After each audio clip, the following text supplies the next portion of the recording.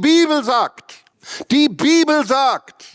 Ich hörte das jetzt so ein schönes Zeugnis in einer Andacht, die habe ich auf dem iPhone mir angeschaut, und da sagt jemand, und der bringt da das Beispiel von Billy Graham, der seinerzeit ja auch ein wirklich, ja, man kann wohl sagen, der größte Evangelist, wenn nicht überhaupt aller Zeiten geworden ist, neben Paulus natürlich.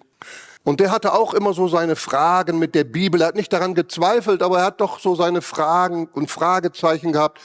Und eines Tages ist der Billy Graham, er ist in den Wald gegangen und hat gebetet. Und dann hat er gesagt, Gott, ich habe so viele Fragen, ich verstehe so viele Dinge nicht aus deinem Wort. Aber eins sage ich dir jetzt, ich glaube allem, was geschrieben steht. Ob ich es verstehe oder nicht.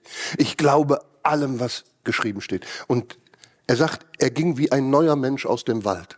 Und das hat seinen evangelistischen Dienst geprägt. Und dann hat er gesagt, und dann habe ich aufgehört mit irgendwelchen Versuchen von Beweisen und so weiter in meinen Botschaften, wie ich das vorher gemacht habe. Ich habe immer nur noch gesagt, die Bibel sagt, die Bibel sagt, manchmal 100 Mal an einem Abend, die Bibel sagt.